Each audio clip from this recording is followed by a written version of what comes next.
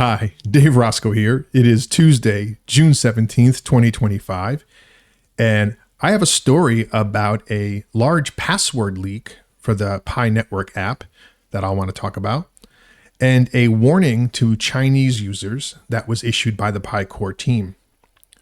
I also have a test for the new anti-scammer bot. Now, this isn't the new one. This is the one that I rolled out a day or so ago that hasn't had a chance to be tested yet. Well, that test is happening today, and I'll let you know how that goes. But first, the metrics. The circulating supply is 7.44 billion Pi, and there were no users migrated yesterday. That's going on 3 days now without any significant migrations. There was 51 user accounts migrated on Sunday for no apparent reason, but there hasn't been any yet. I checked this morning and there were some migrations, but then there was an hour gap where nothing was happening. So I'm not sure what's happening there yet. But once I know more, I'll follow up on that. There is 13.7 million Pi in the Pi migration wallet. Migrated unlocked rewards are at 2.22 billion Pi, with 6.6 million Pi unlocked in the last 24 hours and now free to be traded on the open market. Looking at the price action, the Pi coin is currently trading at 56 cents, which is down 6.02% from this time yesterday. And we'll talk about that as well in a little bit. The market cap is at $4.19 billion, which is down 6% as well. The daily trading volume is at $105.63 million, which is up 66% from this time yesterday. So there's been an uptake in volume, but the price is lower. People are pretty happy right now at this price point, but they're also afraid, and rightly so.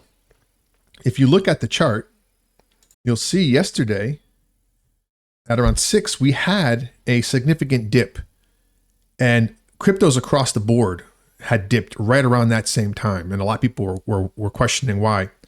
And I did a look at the news and I didn't see anything obvious, but Cosmic had said that earnings, either earnings or labor had come in lower than expected.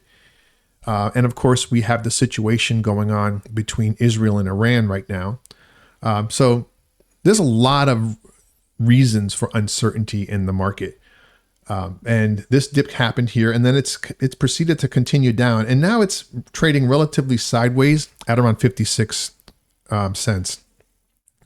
And I just did a chart session with Bullish Babe on the Crypto Wolfpack, and we looked at the Pi chart. We both agree that it's looking like, at least in the short term, that the Pi coin is going to dip a little lower. Now, how that plays out is a little bit up in the air. I think what's going to happen is that within the next, probably sometime today, we'll drop lower. It may be a transient dip where we see a large wick over the course of a 1 hour candle, and then it'll start bouncing back. And then I still expect to see a general pump leading up to Pi 2 day. Whether that's warranted or not doesn't matter. It's going to happen because the hype is real and the markets respond to hype. So keep an eye out on that. Volume's a little up, so I wouldn't dissuade you from trading, but don't take anything I'm saying here as financial advice. I'd hate to see you lose any money because of something I said. I'm not an expert. So this article in the Crypto Times says Pi Network password leak. Urgent action recommended to users. And this came out yesterday, and I missed it in my update. It must have come out later, 15 hours ago. In a worrying turn of events to the Pi Network community, PiChain Global has flashed a red alert on possible leakage of Pi account passwords. This leak may subject users to malicious attacks using the Pi browser, where their digital property is in danger of becoming stolen. Now, this is particularly true for the Pi Network because they do not have a robust two-factor authentication. They rolled it out for just after Open Mainnet when people were having their accounts hijacked. Now, this is not the same thing as having your your wallet passphrase stolen, because two-factor authentication will not protect you from that. But another way that people were losing their Pi was because anyone who got your password and knew your email address could log into any instance of Pi and make changes on your account, including the destination wallet for migrations. The two-factor authentication was rolled out to avoid that problem. So now you get an email notification when a change is made to your migration wallet, and you have an opportunity to fix that. So like I said, it has nothing to do with the stolen passphrase, but there were two modes that people were losing their Pi, and that's one of them. And that was the biggest reason they rolled back the migrations, because they saw this was happening. The compromised wallets due to compromised passphrases was less known because it had been happening even before. Because some people don't even know that their passphrase is compromised. So the mitigation effort was not really meant for that. It was meant for account hijacking. And this puts people in danger again. Through an official Twitter account, PyChain Global has established that it has been receiving reports of compromised account credentials. The organization has been encouraging users to take urgent security in their PyChain mall by email address binding that is done with verified procedure. Now, this sounds to me like this is a PyChain mall problem. Let me scroll back up here. Yeah, Pi Network passwords. Now, PyChain Mall is affiliated with Pi Network insofar as that it works on their mainnet. But this doesn't look like an actual Pi Network password leak, but still equally dangerous. So definitely heed the warning. To maintain account security, the user is guided to do the following. Download the PCM wallet to a computer at the official site in the App Store, Apple, or in Google Play. As a prospective-bound user of the Pi email address, include in the binding the email address into which you will register the PCM wallet. It almost reads like stereo instructions. I don't know if the average Pi user is gonna get all that. But then again, the average Pi user probably isn't using PyChain Mall. After completing the KYC, get in touch with the following email with the subject title bind email. Okay. Personal details users need to verify. Your username.exe? That's weird. This isn't an executable. Who wrote this article? The ID to which you would like to connect by email. A photo of your profile within the Pi Network app with your complete username. A selfie with your ID and full name that should be issued by your government. Yeah, and include your passphrase. I'm just kidding. Don't do that ever. But it wouldn't have surprised me to see that on this list.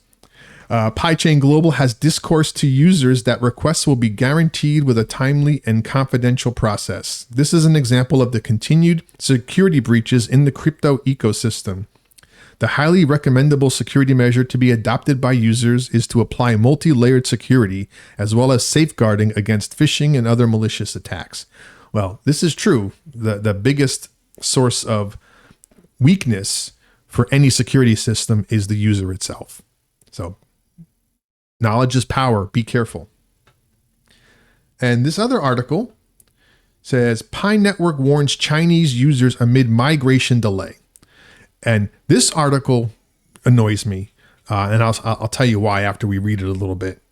Pi Network team has reportedly shared a new security protocol to its users in China. When Chinese users sign into the Pi Network app, they will now be greeted with a required video message. Some of the key challenging issues facing the Chinese region, which are discussed in the video, are mapping delays. The video talks about the causes of the slow mapping migration in China. Security risks. It underlines the security risk of swiping numbers and other possible offenses. Wallet safety. It is reminded to the users to take care of their wallet safety. Yeah, they've been putting out a lot of messages like this lately because, I mean, it's clear that thousands upon thousands of people did not take their wallet security seriously. And without understanding the nature of blockchain, the nature of smart contracts, and crypto in general, just did not realize what damage could be done with a simple 24-word passphrase. Also, the video points out that PyCore team has not appointed any person or entity to act on their behalf. Don't we all know it? In some cases, they should, but they haven't, so let's continue. It is recommended to users to only use official channels to get information and assistance. This effort highlights the dedication of PyCore team to provide more security and transparency in the Pi network, especially in areas where specific issues are presented. In addition to the current concerns in security in China, users of the Pi network all around the world are experiencing persistent problems after the release of 1.41.0 version of the app, which took place on May 9th, 2025. Although the update included small bug fixes, a lot of users were reluctant to install it, which led to missing Pi balances and 2FA errors that would occur repeatedly. Okay, all of this, absolutely true, and this last bit only marginally relevant. So what comes next is the part that really annoys me. The still considerable issue is stuck coin migrations, where users have been waiting in step 9 for months, some years, after doing all necessary procedures such as KYC and lockup terms. It is creating frustration that some users are progressing and others are waiting and having no updates, questioning the transparency and similarity, of the migration process throughout the Pi community. Now that's the part that bugs me. At every opportunity, regardless of the content of the article, they have to throw in a dig over something completely unrelated that is plaguing the Pi network. And you see this all the time. It doesn't matter. I mean, TikTok, YouTube, I see this all the time on my channel. Doesn't matter what the topic of my video is. The majority of the comments are questions about problems that are completely unrelated to the topic of the video. Why is migrations taking so long? Why can't I get KYC? What do I do about tentative status? I lost my passphrase. My wallet is compromised. None of that has anything to do with the topic of the video.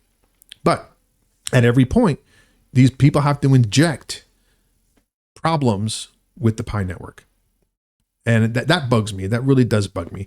And, these things are real. They're extremely frustrating and they affect a lot of people. I mean, I'm an OG pioneer. I'm tentative. Okay. I have no ability right now to migrate my Pi. I can't participate as a validator because my KYC status is tentative and has been now going on almost 6 months. And not only that, prior to this last time, I was reverted to tentative 3 other times, and I was able to clear it by following some steps that I have in the FAQ that I pin to every video. And the FAQ is very useful. It's better than anything you'll see in the app, and it gives you some things you can try to solve various problems and to also explain why some problems just don't have an answer other than to wait. Well, that's all I've got for today. If anything breaks, I'll be sure to hop back on here and let you know. But until then, don't panic, stay the course, and remember, the success of the Pi network begins with you. Pi to the moon. Peace.